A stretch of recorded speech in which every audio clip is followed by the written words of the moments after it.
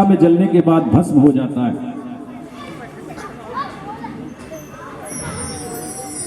तीन ही अवस्थाएं हैं इस शरीर की, और इस शरीर को हम सुरक्षित रखने के लिए अनेक प्रयास करते हैं, लेकिन फिर भी मर जाता है। एक संत ने कहा कि एक बंद कमरे में बैठो, एकांतवास करो और नेत्रों को बंद करके सोचो कि आखिर मैं क्या हूं। अपने आप से प्रश्न करो कि मैं क्या हूं। बोले मैं आंखें हूं, तो आंखें तो अंधी हो जाती है। हमारे वरुण का प्रतीक है, जल का प्रतीक है। बोले कान तो बहरे हो जाती है।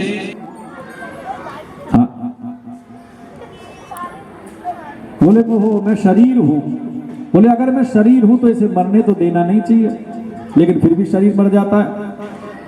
तो 45 मिनट तक अपने नेत्रों को बंद करके अपने आप से प्रश्न करो कि मैं क्या हूं।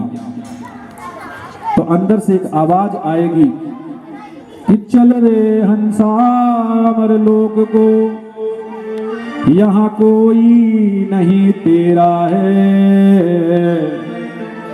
जग वालों का हुआ अंधेरा और अपना हुआ बसेरा है। जिसको तुमने अपना माना वो तो आपका केवल वहम है।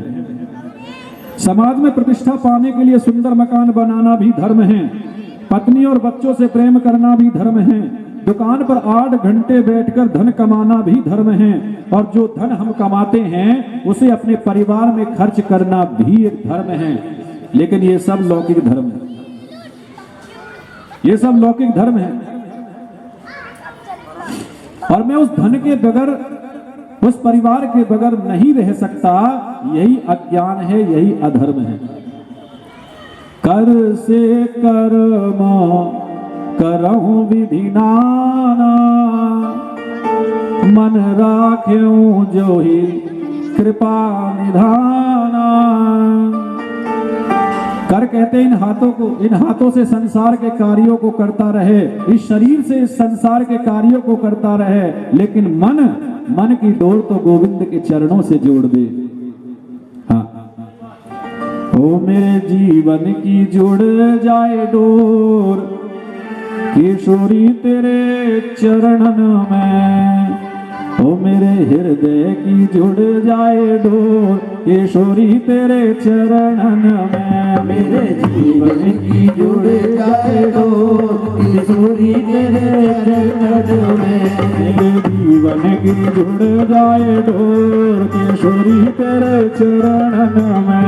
मेरे जीवन की जुड़ जाए डोर, किशोरी तेरे चरणन में। किशोरी तेरे चरणन में, श्री राधे तेरे चरणन में। किशोरी तेरे चरणन में, श्री राधे तेरे चरणन में। जीवन की, ओ मेरे जीवन की जुड़ जाए डोर, किशोरी तेरे चरणन में। मेरे जीवन की जुड़ जाए डोर, किशोरी तेरे चरणन में।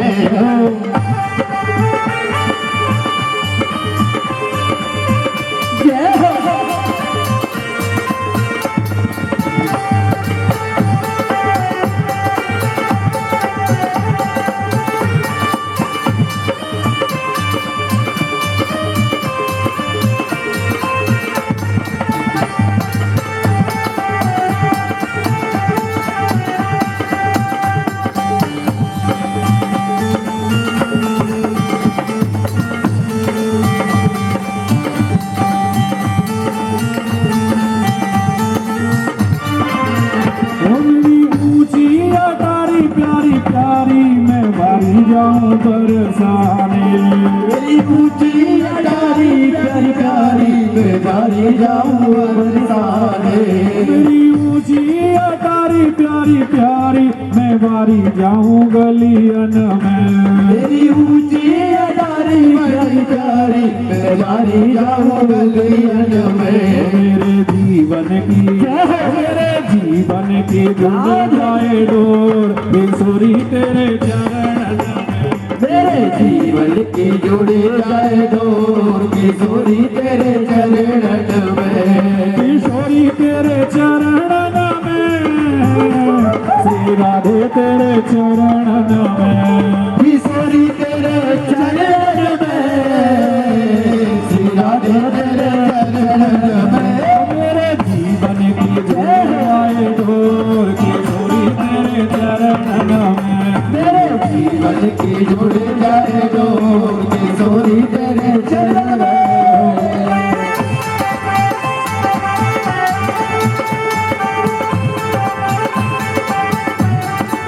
बाके बिहारी लाल की जय हो।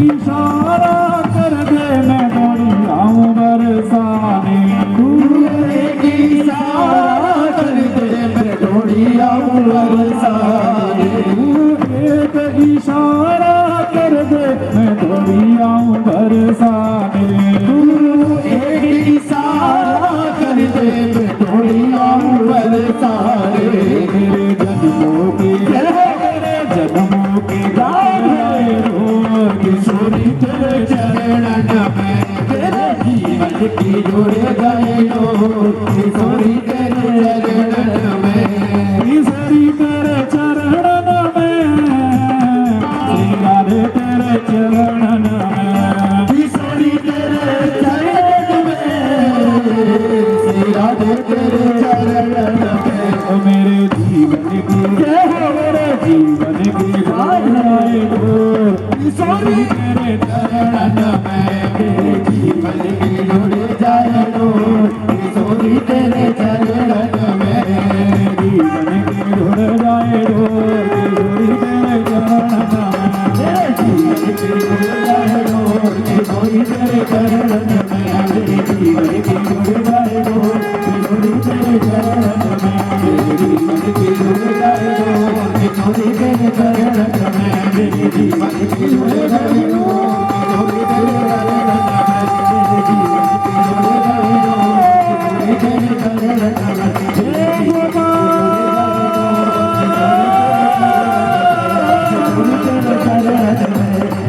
डोर किशोरी तेरे चरणन में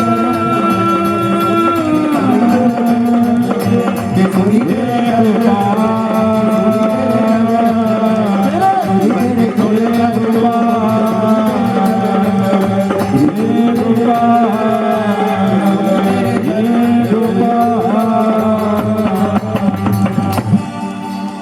ओ मेरे जीवन की जुड़ जाए डोर किशोरी तेरे चरणन में। सोची महाराज कहते हैं कि ऋषियों, इन हाथों से इन शरीर से संसार के कार्यों को करता रहे, लेकिन अपने मन की डोर गोविंद से जोड़ करके रखे। गोविंद के चरणों का आश्रय ले, कर से कर्म करहु विधि नाना, मन राखे सो कृपा निधाना।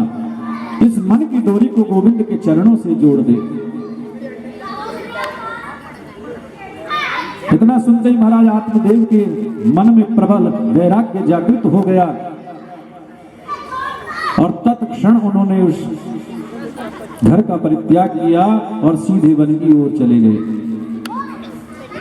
गोकर्ण जी महाराज तीर्थ यात्रा के लिए चले गए और आत्मदेव जी वन की ओर प्रस्थान किया। अब तो महाराज स्वतंत्र हो गया धुंधकारी। आकर के मां को मारने लगा, बोले बेटा धन कहाँ है? बोली बेटा सब कुछ तो ले जा चुका,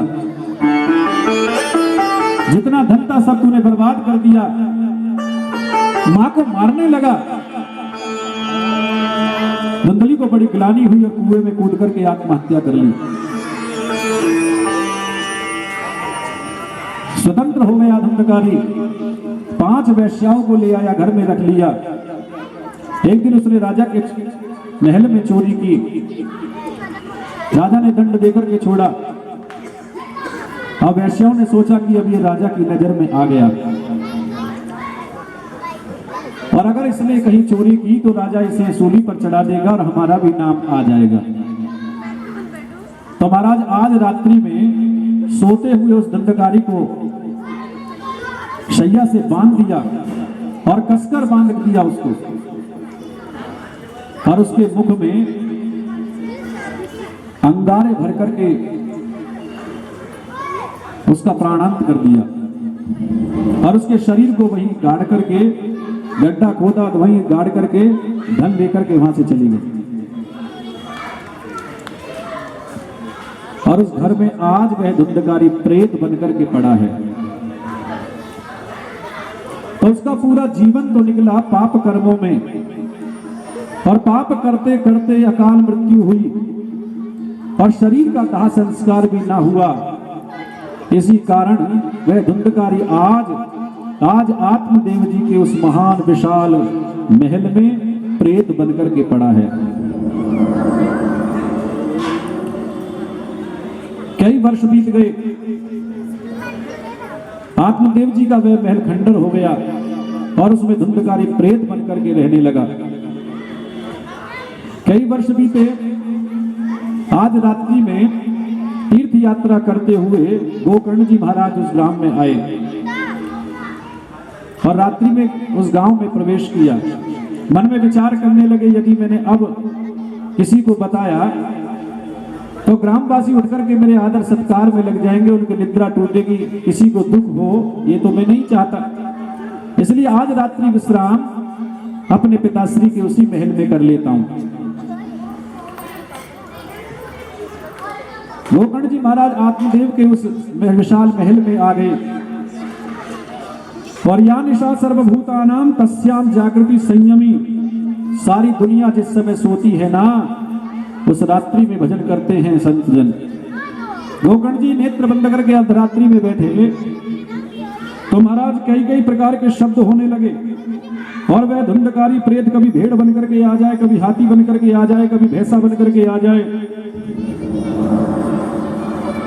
गोकर्ण जी ने कहा, ये सब मैं क्या देख रहा हूं? कौन हो तुम? क्यों मुझे डराने का प्रयास करते हो? कमंडल से जल लिया महाराज, अभिमंत्रित करके छींटा लगाया तो महाराज एक आकृति हाथ जोड़ करके सामने आकर के खड़ी हो गई और हाथ जोड़ करके बोली, अहम भ्राता त्वदीयोस्मि धुंधकारी नामतः स्वकीयेनैव दोषेण ब्रह्मत्वं नाशितं मया। और जैसे ही महाराज गोकर्ण जी ने कमंडल से जल लेकर अभिमंत्रित करके छींटा लगाया, तुरंत एक आकृति हाथ जोड़कर के सामने खड़ी हो गई और कहने लगी, अहम भ्राता त्वदीयोस्मि धुंधकारी महामतः। भैया मैं आपका भाई धुंधकारी हूं और स्वकीयेनैव दोषेण, अपने कर्म के प्रभाव से, अपने कुकर्मों के कारण आज प्रेत बन करके इस विशाल महल में पड़ा हूं। ब्रह्मत्वं नाशितं मया, अपने दोष के कारण मैंने अपने ब्राह्मणत्व नष्ट कर लिया, पर आज महान प्रेत बन करके इस महल में हूं। भैया मेरा उद्धार कीजिए, मुझे इस प्रेत योनि से मुक्ति दिलाइए। तो गोकर्ण जी बोले, धुंधकारी तुम्हारी मृत्यु का समाचार हमने तीर्थ में सुना था और तुम्हारे लिए पिंडदान भी किया था, गया में श्राद्ध भी किया था, लेकिन फिर भी तुम प्रेत योनि को प्राप्त हुए। तो धुंधकारी ने हाथ जोड़ करके कहा, भैया मेरे नाम से ऐसे 100 गया श्राद्ध भी करोगे ना तो भी मेरी मुक्ति होने वाली नहीं है। क्यों? क्योंकि अपने माता पिता की मृत्यु का कारण बना हूं। ध्यान देना सज्जनों, जो अपने माता पिता का अपमान करता है, अपने माता पिता के विषय में जो अपशब्द बोलता है, उनके नेत्रों में जो आंसू दिला देता है, उनके मन को जो दुखी करता है, ऐसे व्यक्ति को भगवान भी क्षमा नहीं करते। जी हाँ, भगवान कहते हैं मैं सब कुछ, सारे अपराध क्षमा कर सकता हूं, यहां तक कि ब्राह्मण हत्या के दोष को भी क्षमा कर सकता हूं। लेकिन जो व्यक्ति अपने माता पिता का अपमान करता है, अपनी माता पिता के मन को दुखी करता है, या माता पिता की मृत्यु का कारण बनता है, उस व्यक्ति को कभी मैं क्षमा नहीं कर सकता। हाथ जोड़ करके धुंधकारी ने कहा अपनी माता पिता की मृत्यु का कारण बना हूं, इसलिए आज अपने पिता के श्री के इस महल में प्रेत बनकर के पड़ा हूं। भैया मेरा उपकार करिए, मुझे इस प्रेत योनि से मुक्ति दिलाइए। गोकर्ण जी महाराज ने कहा ठीक है करेंगे। प्रातः काल हो गया, सूर्य उदय हुआ, भगवान को सूर्य को अर्घ दिया, सूर्य देव से उपाय पूछा तो सूर्य देव ने आकाशवाणी की, सत्कर्म सूचको नूनम ज्ञान यज्ञ स्मृता बुधई श्रीमद् भागवती वार्ता, श्रीमद् भागवत कथा का श्रवण कराओ। प्रातःकाल ग्रामवासियों को मालूम पड़ा गोकर्ण जी महाराज आए हैं, संत हैं। सभी ने आकर के गोकर्ण जी महाराज का बड़ा आदर किया, सत्कार किया। छोटी सी व्यास गद्दी बनाई, गोकर्ण जी महाराज आसीन हुए और हजारों संत ग्रामवासी बैठे हैं। भागवत कथा का आयोजन हुआ और महाराज जिस स्थान पर भागवत का आयोजन हुआ वहां एक बहुत बड़ा बांस का बगीचा था। एक आसन बिछाया, धुंधकारी को निमंत्रण भेजा और गोकर्ण जी महाराज ने कहा कि तुम्हारे निमित्त कथा कर रहे, आकर के बैठो, इस कथा का श्रवण करो। तो जैसे ही महाराज वो धुंधकारी आकर के उस आसन पर बैठता है तो हवा का वेग उसको उड़ा करके ले जाता है, क्योंकि प्रेत का शरीर तो होता नहीं है। वायु का वेग आए उसे उड़ा करके ले जाए। बार बार सतत प्रयास करने पर भी उस आसन पर ना बैठ सका तो उसने देखा व्यास गद्दी की दाहिने ओर एक 7 ग्रंथ का एक बांस है, उसमें जाकर के धुंधकारी बैठ गया। हाँ। और सज्जनों, जैसे पहले दिन की कथा का विश्राम हुआ तो पहली ग्रंथि फट गई और दूसरे दिन की कथा में दूसरी ग्रंथि फट गई। ऐसे ही 7 दिवस की कथा का जैसे ही विराम हुआ तो 7 ग्रंथियां फट गई। उसमें बैठा प्रेतात्मा जो धुंधकारी था ना, एकदम देव रूप बन गया, देवता बनकर के प्रकट हो गया, नाना प्रकार के आभूषणों से युक्त हो गया और आकाश से विमान आया और उसमें बैठ गया और अपने भैया को प्रणाम किया। बोले भैया आपने बहुत बड़ी कृपा की, आपने कथा का श्रवण किया कराया, देखो प्रेत योनि से मुक्ति हो गई और मैं तो देवत्व बन गया, मैं तो देवता बन गया और आकाश से विमान आया है, मैं तो स्वर्ग जा रहा हूं। हाँ। प्रणाम करके महाराज पार्षदों के साथ में स्वर्ग चला गया। पुनः एक कथा का आयोजन हुआ सभी ग्रामवासियों के लिए।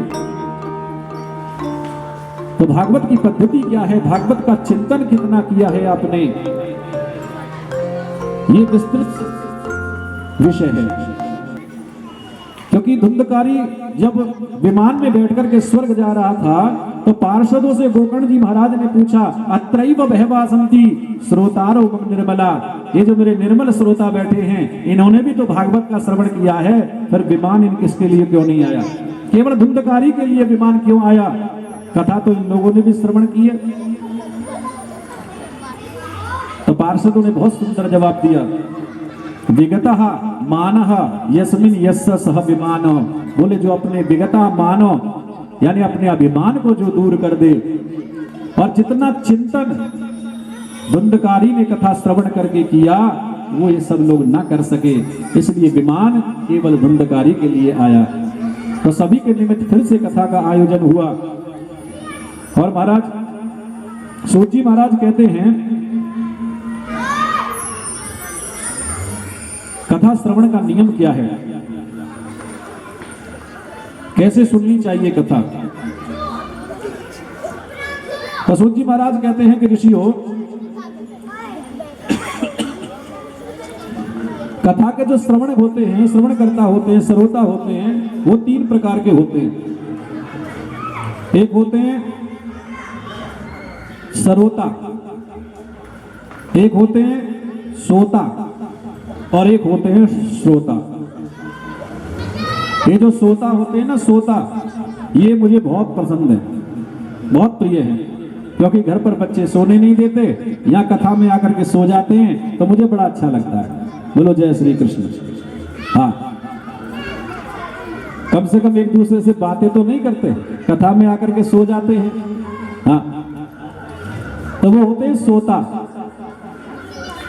कथा में आकर के 3 घंटे महाराज पीछे बल्ली से कमर लगाई और समाधि लग गई। और दूसरे नंबर के होते हैं सरोता, जो केवल उस भगवत आयोजन में कमी ही कमी निकालते हैं बस। बोले ब्याज गद्दी तो ठीक ही सजी है, मंडप तो सही है?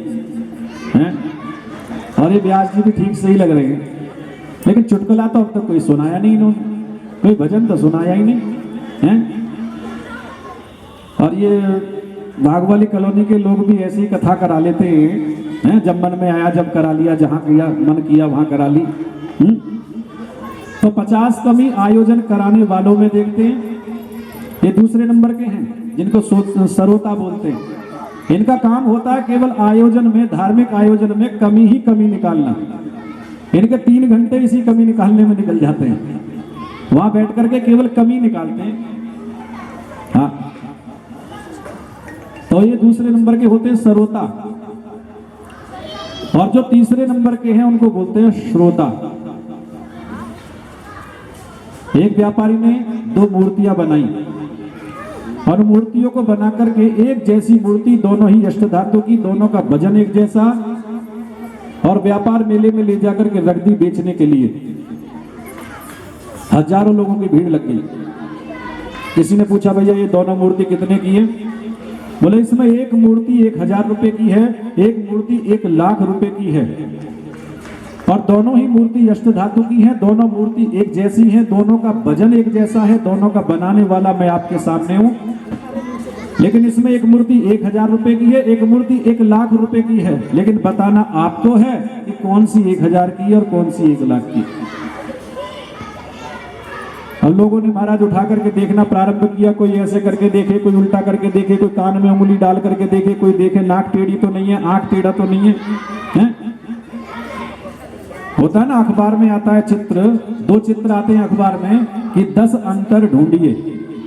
हाँ, उनमें 10 अंतर होते भी हैं और 10 अंतर दिखते भी नहीं है।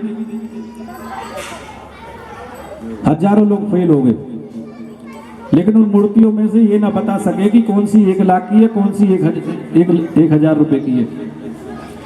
वहां से जा रहे थे एक संत, उन्होंने देखा कि ये मूर्तिकार को तो मैंने सत्संग में देखा है, तो जो सत्संग में नित्य प्रति जाया करते हैं उनके चेहरे की आभा बदल जाया करती है और उनकी बात में कुछ ना कुछ एक रहस्य छुपा होता है।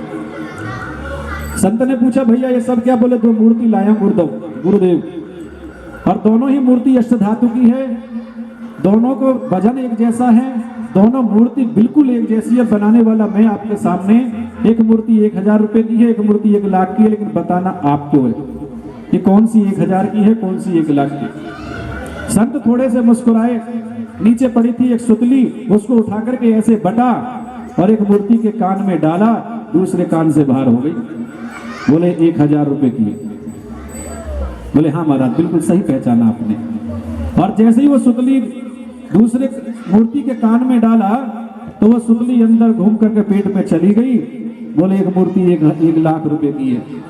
तो कहने का अभिप्राय है जो कथा को सुनकर के अंदर तक ले जाए वही सर्वश्रेष्ठ श्रोता है।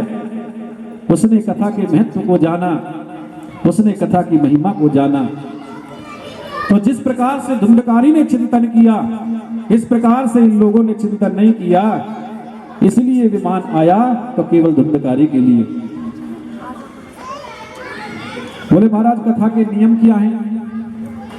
बोले देखो कथा करने वाले और कथा कराने वाले, जो मुख्य यजमान होते हैं कथा कराने वाले, उनके नियम बता रहे हैं। बोले सबसे पहले तो किसी विद्वान ब्राह्मण को बुला करके कथा का मुहूर्त निकलवाना चाहिए। बिना मुहूर्त के कथा कराने से हानि नहीं है, लेकिन लाभ अधिक होता है। मुहूर्त में कथा कराने से लाभ अधिक होता है। बिना मुहूर्त के कथा कराने में हानि नहीं होती, लेकिन मुहूर्त में कथा कराने से लाभ अधिक होता है। सबसे पहले कथा का मुहूर्त निकलवाए। और आप देखिए हमारी कथा तो आप लोगों ने जो आयोजन किया है इसका तो बिल्कुल इतना अच्छा मुहूर्त है कि हमारा साल में एक बार आता है बस।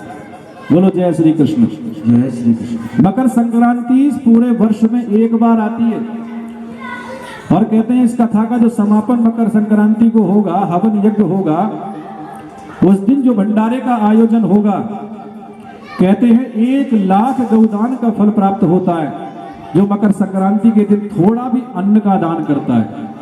हाँ, ऐसा लिखा है भागवत जी में। मकर संक्रांति को किया हुआ दान, मकर संक्रांति को किया हुआ पुण्य, मकर संक्रांति को किया हुआ धर्म अक्षय हो जाता है, उसका फल कभी नष्ट नहीं होता, अपितु वो तो दिनों दिन प्रतिदिन बढ़ता ही रहता है। और सबसे बड़ी बात, माघ के महीने में ये कथा प्रारंभ हो रही है और माघ के महीने में भी द्वितीया को, दौज को, वैसे तो ज्येष्ठ मास के शुक्ल पक्ष की द्वितीया यानी दौज को सुखदेव महाराज ने कथा परीक्षित को सुनाई थी, तो वही दौज को आज कथा यह प्रारंभ हो रही है। और चूंकि इसका समापन मकर संक्रांति को होगा तो विशेष मुहूर्त हो गया है? तो सबसे पहले कथा का मुहूर्त निकलवाना चाहिए और फिर उसके बाद में समुचित स्थान देखना चाहिए कि विशाल स्थान हो, सुखप्रद हो, भक्तों को बैठने में कोई दिक्कत ना हो, ऐसी व्यवस्था करनी चाहिए। शांतिप्रद हो और पवित्र हो। कथा मंदिर में भी हो सकती थी क्योंकि मंदिर में काफी जगह है, लेकिन जहां छठ पूजा होती हो, मंदिर में भी छठ पूजा होती है, लेकिन मैंने देखा कि 2007 से पहले इस पार्क में छठ पूजा नहीं होती थी और 2023 चल रही है, इसमें छठ पूजा इस पार्क में होने लगी, क्योंकि ये छठ पूजा होने के कारण ये भूमि, ये स्थान पवित्र है, इसलिए इस पवित्र स्थान के प्रांगण में कथा कहने का तो महिमा ही अलग है। बोलो जय श्री कृष्ण। जय श्री कृष्ण। तो भागवत का स्थान पवित्र होना चाहिए, इसलिए इस पार्क को चुना गया। और व्यास गद्दी पर जो ब्राह्मण वक्ता बैठे उसे वेदों का ज्ञान होना चाहिए, शास्त्रों का ज्ञान होना चाहिए, धर्म ग्रंथों का ज्ञान होना चाहिए, ज्यादा इधर उधर की बात नहीं करनी चाहिए। अगर प्रमाण भी देवे तो शास्त्रों का ही देवे। हमारी कथा में भजन बहुत कम होते हैं और कथा अधिक होती है। तो इन 7 दिनों के अंदर मेरा मन होता है कि आपको विशुद्ध भागवत की कथा का श्रवण कराऊं। थोड़ा बहुत कभी इधर उधर से बोल दिया वो बात अलग है, लेकिन मेरा मन है कि पूरी संपूर्ण भागवत, विशुद्ध भागवत की कथा आपको श्रवण कराऊं और सब कम। मैं यहाँ पर गाऊं कम और बोलूं ज्यादा, कहूं ज्यादा। तो भागवत का जो वक्ता हो, विद्वान हो, धर्म को जानने वाला हो, धर्म ग्रंथों को जानने वाला हो, शास्त्रों को जानने वाला हो, प्रमाण भी दे तो शास्त्रों का ही दे। और कथा का जो मुख्य यजमान है, जो कथा के मुख्य यजमान हैं, वो बड़े बड़े भागी होते हैं जिन्हें परीक्षित बनने का सुअवसर प्राप्त होता है। हाँ, जिस दिन कथा प्रारंभ होने वाली थी उससे 2 दिन पूर्व हमारा मस्तिष्क घूमता रहा कि भैया परीक्षित किसको बनाएं। हाँ, जो 7 दिन तक नियमों का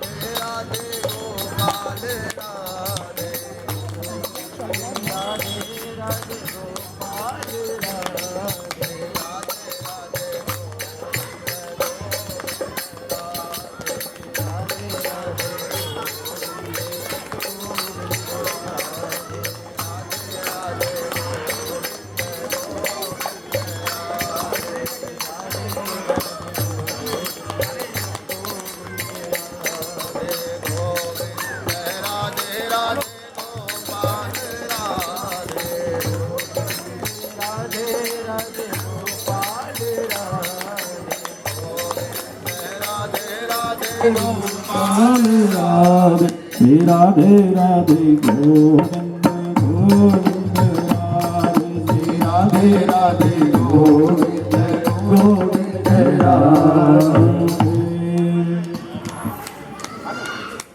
तो भागवत का जो मुख्य यजमान है वो बिल्कुल सात्विक हो। सात्विक का मतलब है शुद्ध आहार, सात्विक आहार वाला हो, जो शुद्ध और सात्विक आहार लेता हो, मांस मदिरा से दूर हो और 7 दिन तक परीक्षित बनकर के नियम पूर्वक कथा श्रद्धा के साथ में श्रवण करे। तो भागवत के 2 दिन पहले, जिस दिन भागवत का आयोजन हुआ उससे 2 दिन पहले मस्तिष्क हमारा घूमता रहा कि परीक्षित किसको बनाए। हाँ,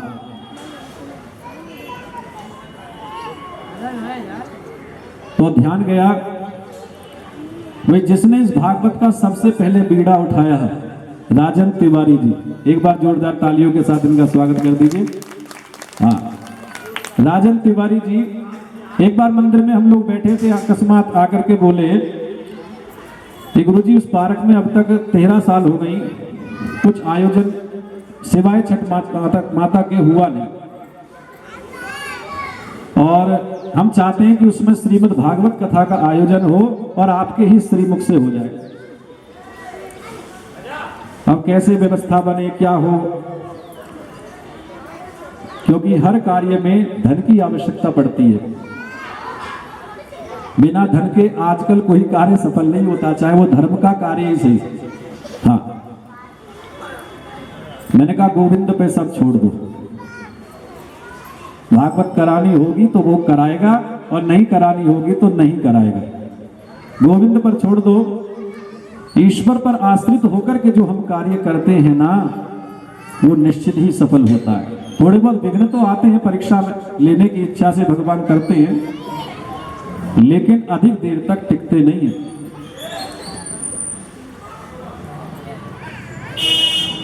तो कुछ सहयोग हम निकले और कुछ सहयोग राजन तिवारी जी ने आप लोगों के माध्यम से इकट्ठा किया, और अभी तो अनवरत चल ही रहा है। जो भी भागवत में व्यय होगा उसका भी ½ % भी नहीं आया। बोलो जय श्री कृष्ण, जय श्री कृष्ण। हाँ, लेकिन इतना सुंदर पांडाल, इतना सुंदर कथा का आयोजन आप देख रहे हैं, ये सब गोविंद की कृपा है, उसी की इच्छा अनुसार ये सब कार्य हो रहा है। और मुझे विश्वास है कि ये कार्य बहुत अच्छे से संपन्न होगा और कोई किसी प्रकार की कमी नहीं होगी, ये मेरा विश्वास है। हाँ, तो इस सब में आप लोगों ने सहयोग किया, आप लोगों का इसमें योगदान रहा, और ऐसी सर्दी में आप लोग नंगे पैर कलश यात्रा कर करके इस भागवत पांडाल तक आए, इसके लिए आप लोग भी धन्यवाद के पात्र हैं। और व्यास मंच की ओर से बहुत बहुत शुभकामनाएं, बहुत बहुत आशीर्वाद आप सभी के लिए। और कामना करता हूं कि जिस मनोकामना इच्छा से आप ये भागवत श्रवण कर रहे हैं, भगवान आपको धन धान्य से परिपूर्ण बनाए रखे। तो भागवत के नियम बता रहे हैं कि भागवत के मुख्य वक्ता और मुख्य यजमान दोनों 7 दिन तक निराहार रहे। हाँ, बोले महाराज कलयुग में निराहार कैसे रह सकते हैं? बोले ठीक है, एक समय भोजन कर लें, एक समय निराहार हो जाए। बोले प्रभु तो अभी नहीं हो सकता। तो बोले एक समय फलाहार कर लें, एक समय भोजन कर लें, केवल घी पी करके रहें, केवल फल खा करके रहें। तो बोले संभव नहीं है। बोले संभव नहीं है। कसोट जी महाराज ने सारी छूट दे दी। बोले भोजनम तू वरम मन्ये न तू विघ्न करो यदि कथा श्रवण कारकम नोपवासो पराप्रोक्ता। बोले दिन में 6 बार भोजन करे, लेकिन नियम पूर्वक कथा श्रवण करे, यही भागवत का सार है। हाँ। दिन में 6 बार भोजन करे, कोई आपत्ति नहीं है, लेकिन जिस तरीके से कथा श्रवण में मन लगे बस वही कार्य करे। और भागवत प्रवक्ता के पास में 4 ब्राह्मणों का और वर्ण करे कीर्तन आदि भजन के लिए, मूल पाठ के लिए ब्राह्मण का वर्ण करें। और भागवत में जितने भी उत्सव आए, वामन उत्सव आए, वामन भगवान का उत्सव आए, चाहे जन्मोत्सव भगवान श्री कृष्ण का आए, रुक्मणी विवाह आए, तो खूब मंगल उत्सव मनावे, गोवर्धन पूजा खूब उत्सव से मनाएं, खूब भजनों से तल्लीन होकर के इस कथा को संपन्न करें। और अंत में कथा समाप्ति के समय पे यज्ञ करें, खीर का भोजन बना करके 12 ब्राह्मणों को भोजन कराएं, यथाशक्ति दक्षिणा दे, व्यासपीठ का पूजन करें। और जिन्होंने भी कथा श्रवण की है, जिन्होंने भी कलश यात्रा में सहयोग किया है, जो भी माताएं कलश लेकर के कथा मंडप तक आई हैं, वो सभी यज्ञ में आहुति अवश्य प्रदान करें और व्यास पूजन अवश्य करें। तो इस प्रकार से सूत जी महाराज कहते हैं कि सनकादि ऋषि कथा कर रहे थे और देवर्षि नारद कथा श्रवण कर रहे थे, तभी वहां पर माता भक्ति प्रकट हो गई, ज्ञान वैराग्य का बुढ़ापा दूर हो गया और महाराज समस्त इंद्र आदि देवता प्रकट हो गए, प्रहलाद जी प्रकट हो गए और वीणाधारी देवर्षि नारद नाचने लगे। व्यास पुत्रो बभूव, व्यास जी महाराज के जो पुत्र हैं सुखदेव महाराज बीच बीच में व्याख्या करने लगे कि प्रहलाद स्थालधारी तरल तदितया चोद्धवा कंसधारी वीणाधारी सुरर्षि स्वर कुशलतया राग करता जुनो इंद्रोवादीन मृदंगम जय जय सुकरा कीर्तने ते कुमारा यत्राग्रे भावभक्ता सर सर जनया व्यासपुत्रो बभूव। प्रहलाद जी ताली बजा रहे हैं, उद्धव जी कांसा बजा रहे हैं, देवराज इंद्र मृदंग बजा रहे हैं, सनत कुमार जी जोर जोर से जयकार का उद्घोष कर रहे हैं और महाराज सब नृत्य कर रहे हैं। बड़ा अच्छा माहौल बन गया, सभी उत्सव में नाच रहे हैं, गा रहे हैं। और सुनो, बाबा भोलेनाथ से भी नहीं रहा गया। हाँ, पार्वती को साथ में लेकर के कैलाश से आ गए और महाराज उन्हें अपने डम डम डमरू का निनाद किया और वहां पर तांडव नृत्य प्रारंभ कर दिया। बोलो शंकर भगवान की जय।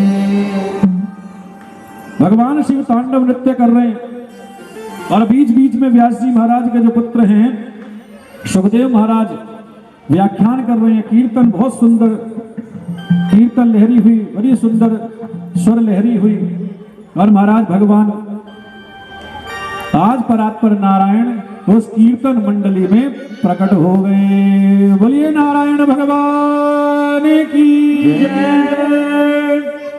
हाथ जोड़कर के नारद जी ने पूछा, प्रभु आप कहाँ रहते हैं, आप कहाँ रहते हैं? तो भगवान ने उत्तर दिया कि मद भक्तिया यत्र गायन्ति तत्र तिष्ठामि नारदः। हे नारद, जहां मेरे भक्त मिलकर के एक साथ मेरा गुणगान करते हैं, मैं तो हर भक्त के अंतर हृदय में प्रकट हो जाता हूं। कहते भगवान न आते हैं न जाते हैं, अपने भक्तों के जहां मिलकर के समूह में गुणगान किया जाता है, जहां भगवान का कीर्तन किया जाता है, जहां भगवान की कथाएं की जाती है।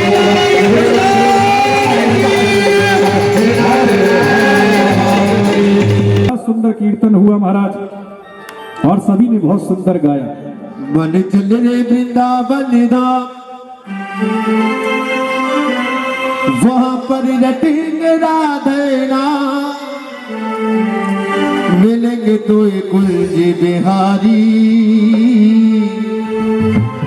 ओढ़ के कामरकारी, वो मिलेंगे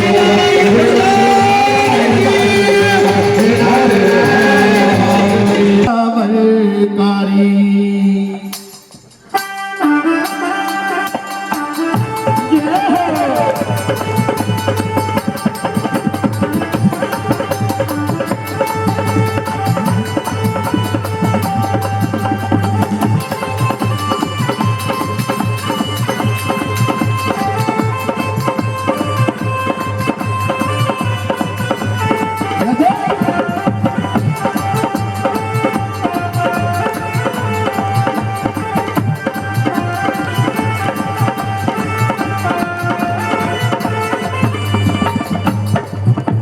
चले मन रे मन श्री वृंदावन धाम, चले मन रे श्री वृंदावन धाम, रटे के राधे राधे राम, के कोई कुंज बिहारी ओढ़ के गावनकारी, के कोई कुंज बिहारी ओढ़ के गावनकारी, के कोई कुंज बिहारी ओढ़ के गावनकारी, कोई कुंज बिहारी ओढ़ के गावनकारी।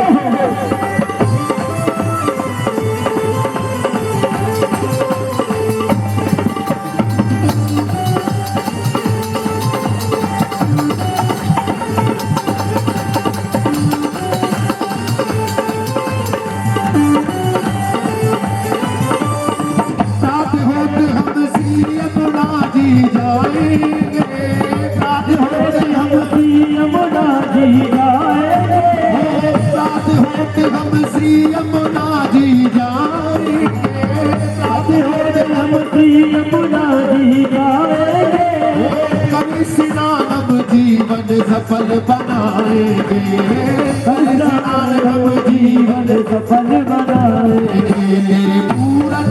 तेरे पूरन हो सबका, तेरे पूरन हो सबका रटेंगे, राधे राधे नाम लेंगे, तो बिहारी और के गावनकारी, मेरे तो बिहारी और के गावनकारी।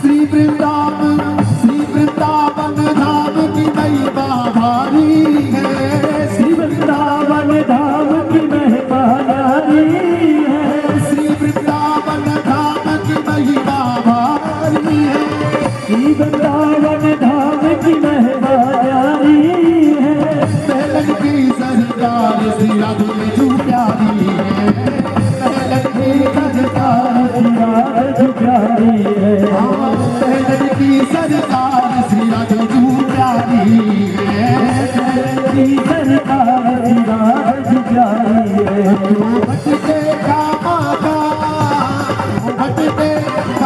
का नटे राधे राधे कोई कुंज बिहारी कुंज बिहारी भोर के गावनकारी।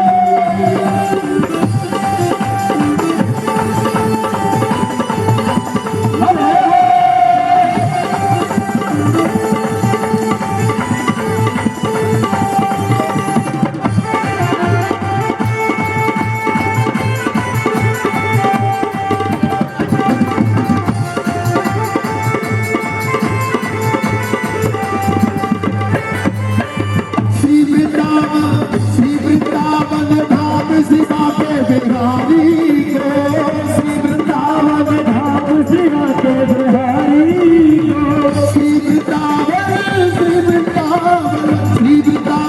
धाम श्री बाके बिहारी को, श्री वृंदावन धाम श्री बाके बिहारी को, एक टक होते न दर्शन बाके बिहारी को, दर्शन बाके बिहारी को, एक तक होती न दर्शन बाके बिहारी को, एक तक होती न दर्शन बाके बिहारी को, चपले राधे राम, चपले राधे राम, चपले आते याद रटेंगे, राधे राधे बिहारी ओढ़ के गावनकारी, बिहारी ओढ़ के गावनकारी,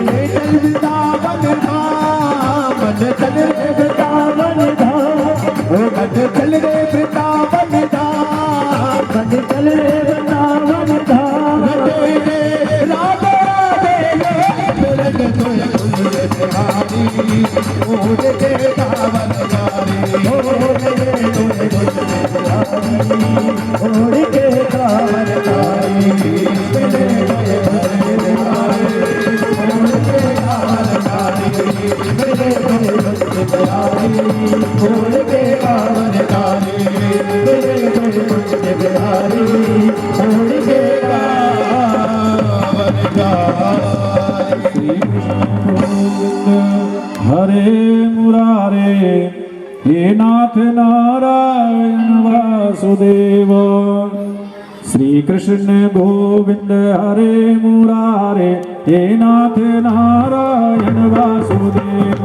श्री कृष्ण गोविंद हरे मुरारे, हे नाथ नारायण वासुदेवा। हे नाथ नारायण वासुदेवा, हे नाथ नारायण वासुदेवा। हे नाथ नारायण वासुदेवा, हे नाथ नारायण वासुदेवा। हे नाथ नारायण वासुदेवा, हे नाथ नारायण वासुदेवा। हे नाथ नारायण वासुदेवा, हे नाथ नारायण वासुदेवा। श्री कृष्ण गोविंद हरे मुरारे, हे नाथ नारायण वासुदेवा। श्री कृष्ण गोविंद हरे मुरारे, हे नाथ नारायण वासुदेवा। श्री कृष्ण गोविंद हरे मुरारे, हे नाथ नारायण वासुदेवा। श्री कृष्ण गोविंद हरे मुरारे, हे नाथ नारायण वासुदेवा। गोविंद मेरी यही प्रार्थना है, गोविंद मेरी यही प्रार्थना है, गोविंद मेरी यही प्रार्थना है। गोविंद मेरी यही प्रार्थना है।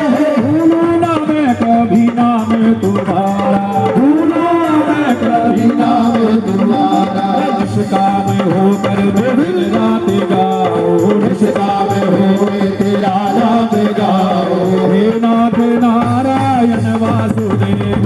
श्री कृष्ण गोविंद हरे मुरारी, हे नाथ नारायण वासुदेवा। श्री कृष्ण गोविंद हरे मुरारे, हे नाथ नारायण वासुदेवा। श्री कृष्ण गोविंद हरे मुरारी, हे नाथ नारायण वासुदेवा। हे नाथ नारायण गुरुदेवा, हे नाथ नारायण वासुदेवा। हे नाथ नारायण वासुदेवा, हे नाथ नारायण वासुदेवा।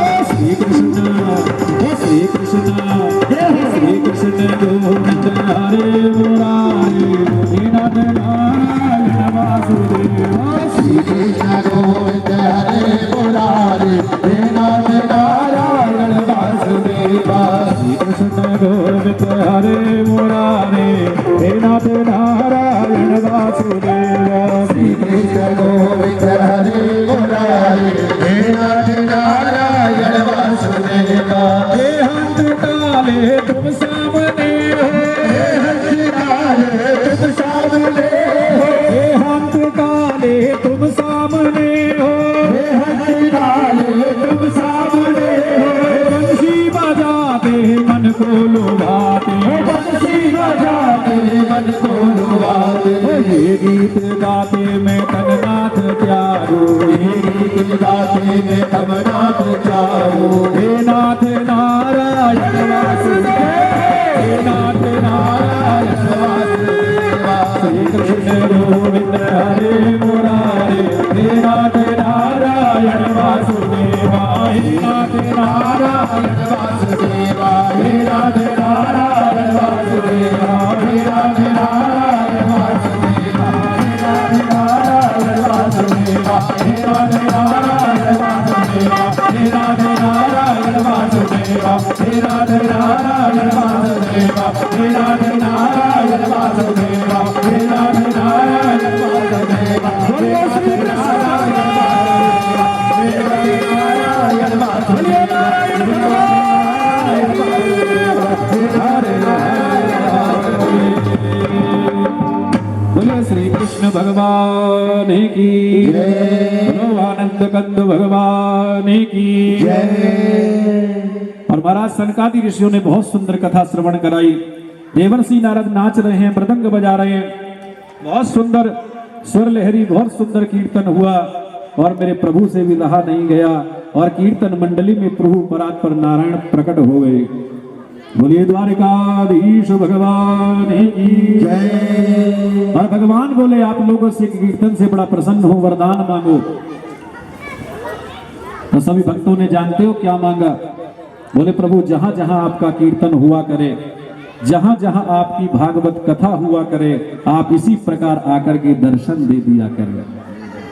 तो भगवान कह रहे हैं कि कलयुग में ये संभव नहीं है। हाँ, बोलो जय श्री कृष्ण। वो सतयुग द्वापर त्रेता की बात अलग थी कि आकर के साक्षात दर्शन देता था, लेकिन कलयुग में तो महाराज प्रसाद के ऊपर ही महाभारत हो जाता है। बोलो जय श्री कृष्ण। जय श्री कृष्ण। और अगर मैंने साक्षात दर्शन दे दिया तो महाराज मांगने की बड़ी बड़ी लंबी लिस्ट लेकर के भक्त मेरी तरफ आ जाएंगे। हाँ, तो इसलिए हाँ, एक वरदान देता हूं कि जहां भी मेरा कीर्तन होगा, जहां भी मेरा भक्त गुणगान करेंगे, जहां भी भागवत की कथा हुआ करेगी, वहां किसी ना किसी रूप में आकर के मैं अवश्य वहां उपस्थित हो जाऊंगा, मेरा वचन है।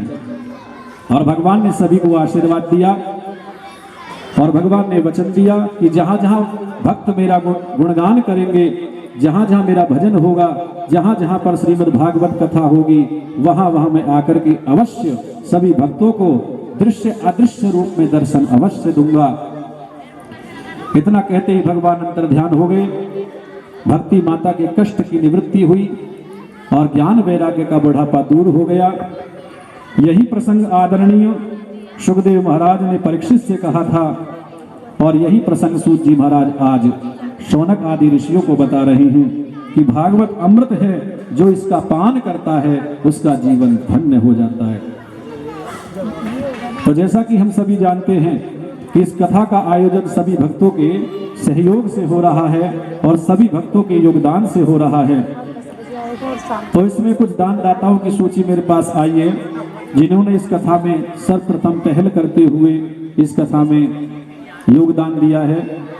प्रमोद मिश्रा जी 500 रुपये इस कथा के माध्यम से देते हैं।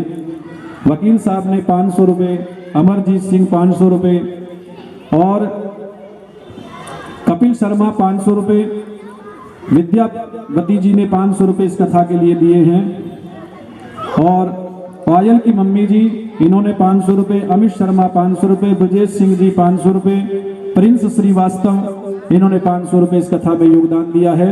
भगवान इन्हें धन धान्य से परिपूर्ण बनाए रखे। वंदना चौधरी और वंदना चतुर्वेदी ने 500 रुपये इस कथा के माध्यम से दिए हैं और 500 रुपये गुप्त दान भी इस कथा के लिए आए हैं। भगवान इन सभी को धन धान्य से परिपूर्ण बनाए रखे। 500 रुपये पारोल जी और अविनाश राय जी ने 500 रुपये दिए हैं। वशिष्ठ सिंह जी ने 500 रुपये इस कथा के लिए दिए हैं। राजेश सिंह जी का 1000 रुपये का इस कथा के माध्यम से योगदान आया है और राजेंद्र सिंह जी ने 500 रुपये इस कथा के माध्यम से दिए हैं। भगवान इन सभी दानदाताओं को व्यासपीठ की ओर से बहुत बहुत शुभकामनाएं और धन धान्य से परिपूर्ण बनाए रखे। यूट्यूब चैनल पर भी देख सकते हैं। हाँ, समय भारत न्यूज चैनल के माध्यम से आप इस कथा को देख सकते हैं और इस कथा का जैसे आज इस कथा का रिकॉर्डिंग हुई है तो कल इस कथा को सही 10 बजे, फिर शाम को 5 बजे और फिर रात्रि में आप 10 बजे इसको पुनः देख सकते हैं। लाइव टेलीकास्ट इस कथा का कल चलेगा और अपने अपने मोबाइल पर आप देखें, यदि सर्च मारेंगे तो उस पर आ जाएगा समय भारत न्यूज चैनल। तो समय भारत न्यूज चैनल के माध्यम से आप इस कथा को कल अपने अपने चैनल पर देख सकते हैं, अपने अपने मोबाइल पर देख सकते हैं और 7 दिन तक इस कथा में जिन लोगों का सहयोग रहेगा और जिनका नहीं भी रहेगा, सबके लिए शुभकामनाएं, बहुत बहुत आशीर्वाद।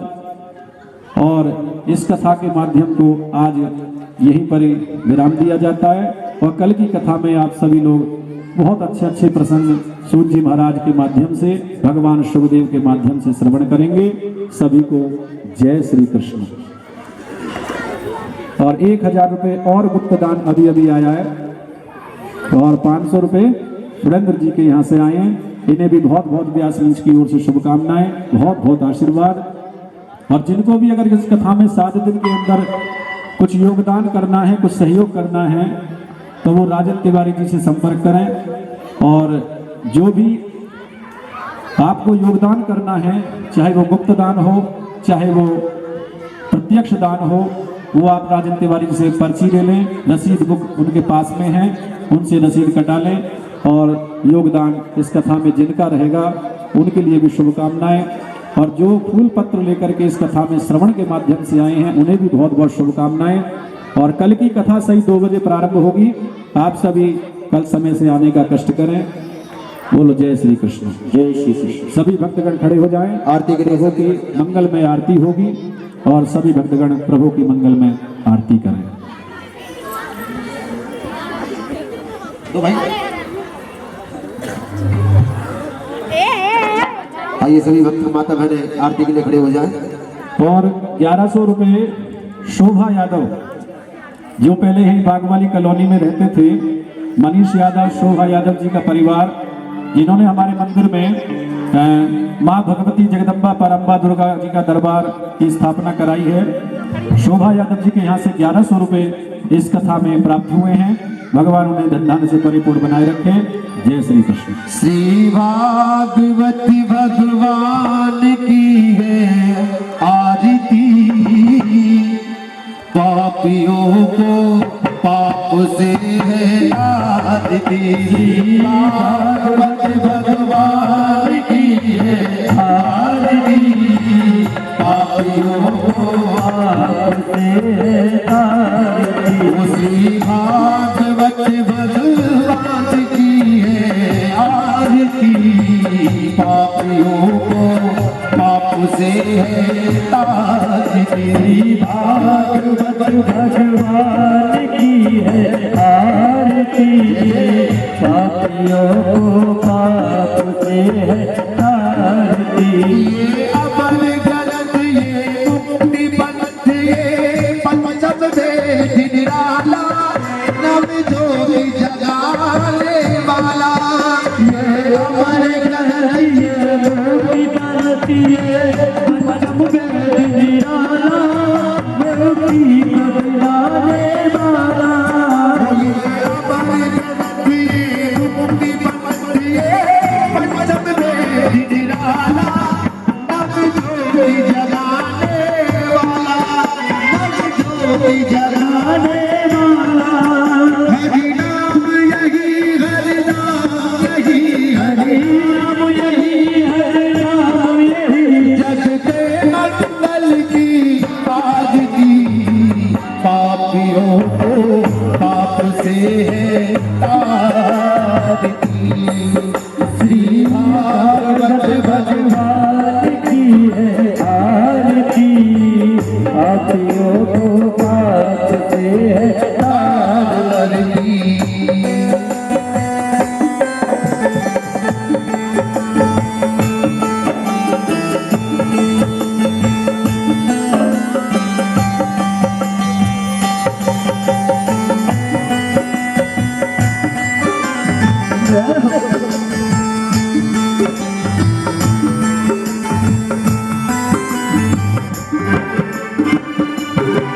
ये साथी गीत पावन पुनीत पापों को बताने वाला, हर दर्द कराने वाला। ये साथी गीत पावन पुनीत पापों को मिटाने वाला, हर दर्द कराने वाला। ये साथी गीत पावन पुनीत पापों को मिटाने वाला, हर दर्द कराने वाला, हर दर्द कराने वाला। हे सुख करनी है दुख हरनी, हे सुख करनी है दुख हरनी, हे सुख करनी है दुख हरनी, सुख करनी है दुख हरनी। श्री मधुसूदन जी की आरती, पापियों को पाप से तारती। श्री भागवत भगवान की है आरती, पापियों को पाप से तारती।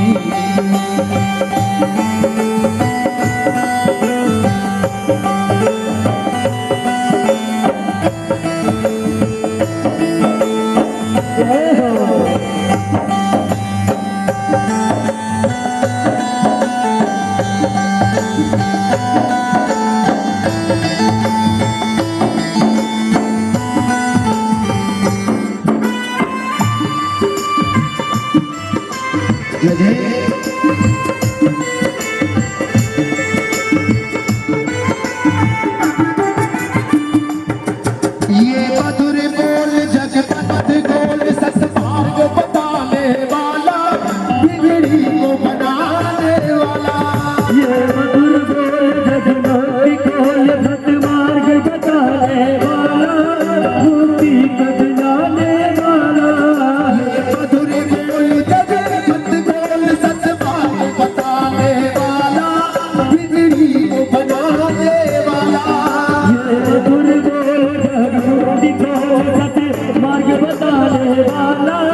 होली के बुलाने वाला श्री राम यही घनश्याम यही राम यही घनश्याम यही राम यही राम यही घनश्याम यही प्रभु महिमा किए आज की पापियों को पाप से तार दी भगवान की है आरती पापियों को पाप से तार दी भगवान की है आरती पापियों को पाप से है तार दी भगवत भगवान की है आरती पापियों को पाप से तार दी हमारे कथा ये है नित्य कथा ये है हमारी कथा ये है नित्य कथा ये है हमारी कथा ये है नित्य कथा ये है हमारी कथा ये है नित्य कथा पूरी गौरव प्रणाम तारम संसार सारम कुछ सदा वसंतम विचारविंदे भवन भवानी प्रेतम नमामि त्वमेव माता त्वमेव त्वमेव विद्याधरं देव त्वमेव सर्वं देव देवा त्वमेव सर्वं देव त्वमेव सर्वं देव देवा त्वमेव सर्वं मम देव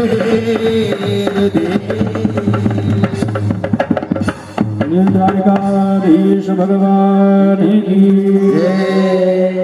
धर्म की अधर्म का प्राणियों में विश्व का गौ माता की सनातन धर्म की माता पिता की गुरुदेव भगवान की संत समाज की वेद भगवान की गंगे मैया की दुर्गे माता की नारायण भगवान की भगवती छठ मैया की सुखदेव भगवान की वेद व्यास जी महाराज की परीक्षित जी महाराज की हर हर महादेव जय जय श्री राधे जय जय श्री राधे जय जय श्री राधे। और सभी भक्तगणों से अनुरोध है कि परिक्रमा करते रहें और प्रसाद लेते रहें। और सोनू मलिक प्रसाद व्यवस्था आज उनकी तरफ से है और प्रभु कृपा से सभी लोग जो भी एक दिन का प्रसाद की व्यवस्था कर सकें वो अपना नाम राजन तिवारी जी को लिखवा दें या मंदिर में पंडित जी को लिखवा दें। जो भी एक दिन का प्रसाद की व्यवस्था करना चाहें और एक दिन के यजमान बनने की व्यवस्था यदि कोई करना चाहें तो वो मंदिर में या राजन तिवारी जी को अपना नाम अंकित करा दें। और सभी को इस कथा के माध्यम से बहुत बहुत शुभकामनाएं, बहुत बहुत आशीर्वाद। और सभी प्रसाद लें।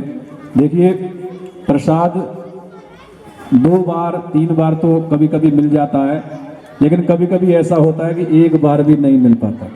हाँ, तो भैया कथा श्रवण को ही फल मान करके, प्रसाद मान करके ही नाराज ना हो। और यदि प्रसाद, वैसे तो प्रसाद की समुचित व्यवस्था है, कोई कमी नहीं है, भगवान की कृपा से बहुत सुंदर प्रसाद की व्यवस्था है। और 2-2 प्रकार के प्रसाद आए हुए हैं और 2-2 जनों के प्रसाद आए हुए हैं। हाँ, हनी मलिक और सोनू मलिक के यहाँ से आज प्रसाद की व्यवस्था है। और एक और भक्तजन है, उन्होंने अपना नाम गुप्त रखा है, उनकी तरफ से भी प्रसाद की व्यवस्था है। तो प्रसाद की बहुत सुंदर व्यवस्था की गई है। तो सभी लोग प्रसाद लें और एक एक परिक्रमा करते हुए गोविंद का कीर्तन करते हुए प्रस्थान करें। और कल की कथा सही 2 बजे प्रारंभ होगी और सही 5 बजे कथा का विराम होगा, क्योंकि 5 बजे के बाद में सर्दी शुरू हो जाती है, अंधेरा भी काफ़ी सूर्यास्त के बाद में होना शुरू हो जाता है। तो इसलिए कल 2 बजे आप लोग कथा के लिए पधारें और सही 2 बजे कथा प्रारंभ होगी और सही 5 बजे कथा को विराम दे दिया जाएगा। सभी को जय श्री कृष्ण।